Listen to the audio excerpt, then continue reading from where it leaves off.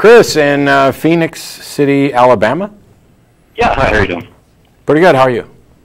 I'm alright. So basically, I just wanted to call you guys and talk a little bit about paradoxes and logical fallacies of sorts. Okay.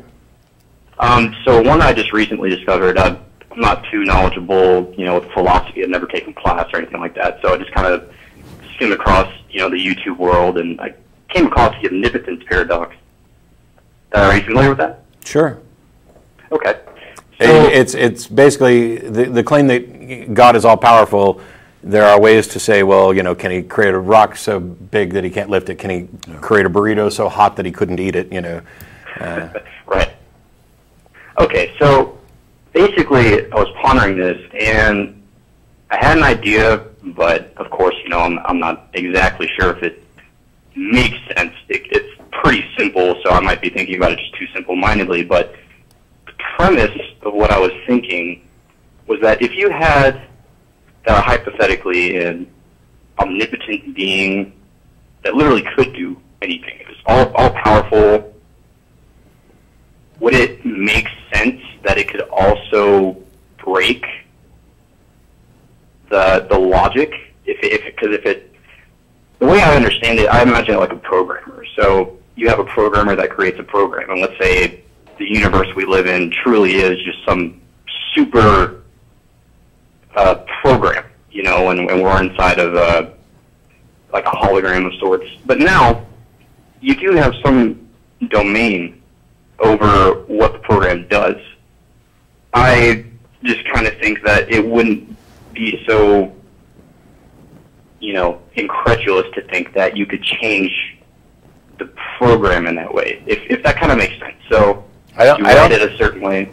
I don't think that addresses the issue at all, because we're talking about whether God in and of the nature of God is self-contradictory. So you'd have to address the programmer doing something that would contradict the programmer, not the actual program.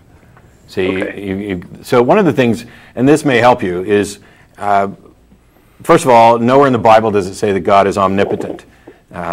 It doesn't use that word. There are verses that deal with, God can do all things, and this has been interpreted as omnipotence, and there's several omnis: omnipotence, all-powerful, omniscient, all-knowing, omnibenevolent, all-good, and they've been tossed around in a very simple form. People just kind of want to make almost a hyperbolic statement of omnipotence means God can do absolutely everything. And in order to resolve these paradoxes, modern theologians have opted to use different meanings for the omnis.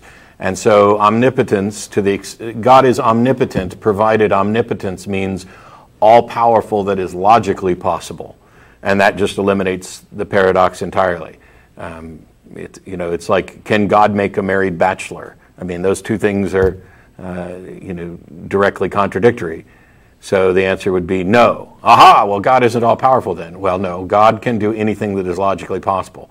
And they do the same thing with omniscience, where does God know absolutely everything? Well, you're going to get different answers from different groups of believers. Does God have foreknowledge? Is that foreknowledge, knowledge of future events? Is it perfect? Is it inviolable? And if it is, does that mean that we don't get to make any choices because God knows everything that's ever going to happen? I've been in a conversation with somebody for the past couple of days on this topic here, and generally what modern theologians will do is say that he knows all things that are possible, and the problem is nobody ever defines what's actually possible. So they've left their God in a poorly defined state in order to avoid a paradox. Because when you say that God has all powerful that's possible, maybe nobody can have any more power than I do. Okay. Well, one more question for you then. Sure. So would the definition of omnipotence in itself be, actually, how do I phrase this in a way that makes sense? To me, it almost seems like that the word omnipotence can be a real thing. The way you just explained the paradox makes sense to me, but it's almost like a pointless word, because if you're trying to describe something that has infinite power, so to speak. I don't know. It's just I think you're right. I think you've kind of hit on it and summed it up. If the word is literally all powerful, then you run into the paradoxes, and then clearly nothing could be omnipotent. If the word is all powerful as possible, and you don't know how much powerful is possible, then the word is useless because it doesn't tell you anything. It's like, I've got the biggest schwazzle ever. What did I tell you? Nobody knows what a schwazzle is but me, and we haven't defined, what the parameters are.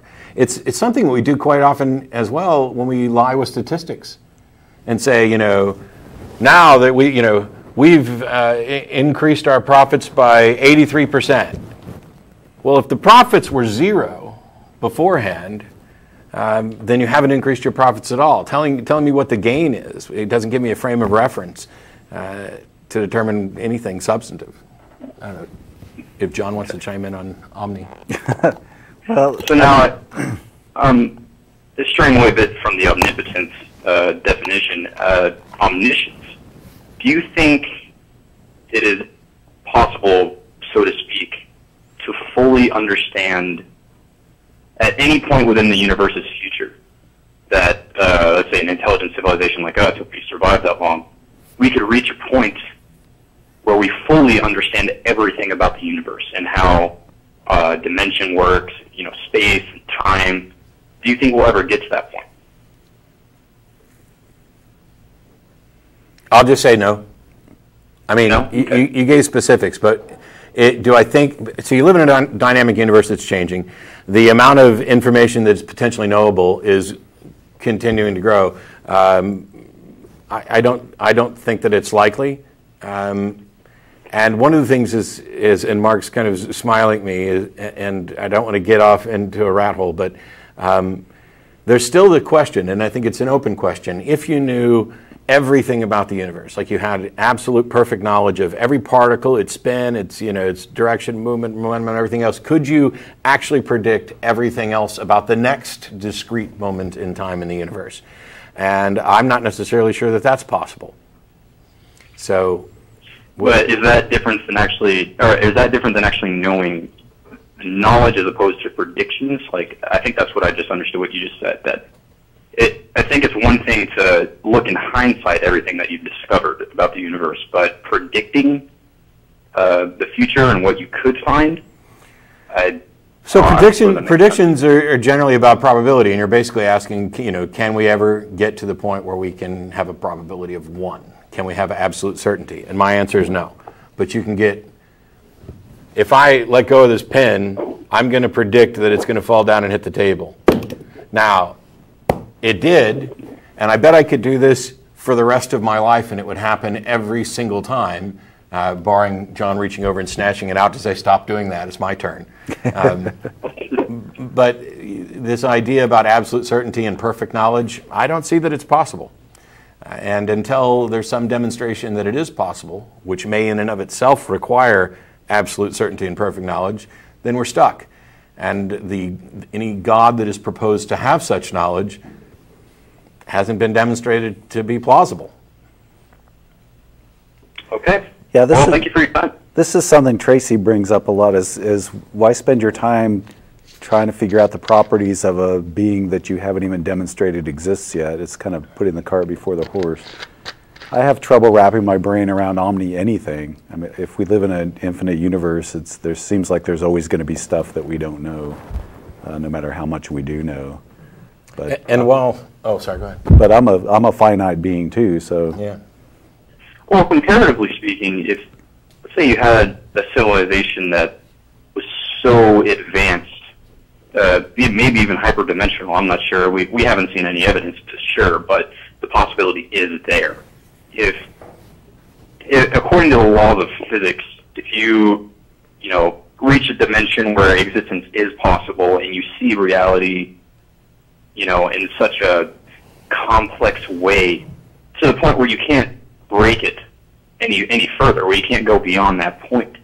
If you see everything for what it is, I I guess it's just a matter of opinion, I suppose, but I like to think that you possibly could. It's a possibility, but then again, there is so much we don't know, so I can understand why you'd say that. Well, kind of in the colloquial version where you're saying, if you see everything for what it is, what if I reach a stage here, just a second.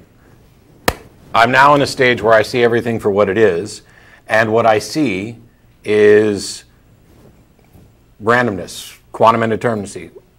I'm seeing it for what it is, and what it is something that is intrinsically unpredictable. It's not that broader patterns aren't predictable, but that at discrete levels it's not predictable. So the point is that merely having the perfect knowledge doesn't mean that you can reach the conclusion you're asking about. You'd have to actually have that perfect knowledge in order to determine if you could reach that conclusion. So once again, we're stuck. And while it's very painful, and I don't recommend it for everybody, in the debate that I did with Cy, one of the things that I talked about was this problem of hard solipsism, about, you can't be absolutely certain about anything. I can't be absolutely certain I'm not a brain in a vat, etc. Being fed an alternate reality. I don't know for sure that I'm not in the matrix.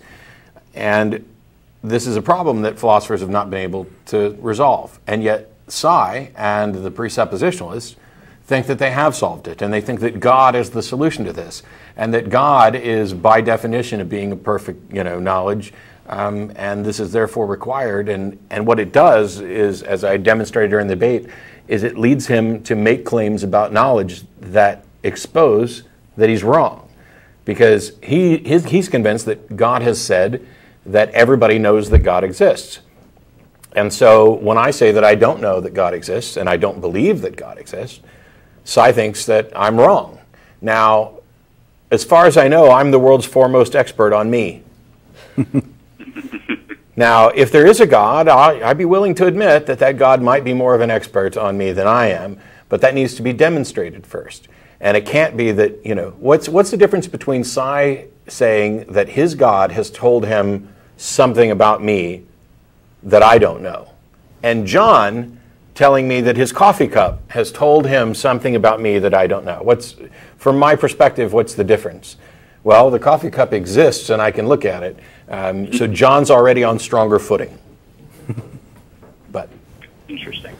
So now, I guess one thing to kind of leave off, what do you guys think about scientific theories like the holographic universe or ekpyrotic theory, and what it would take to demonstrate that these things could be actual phenomena?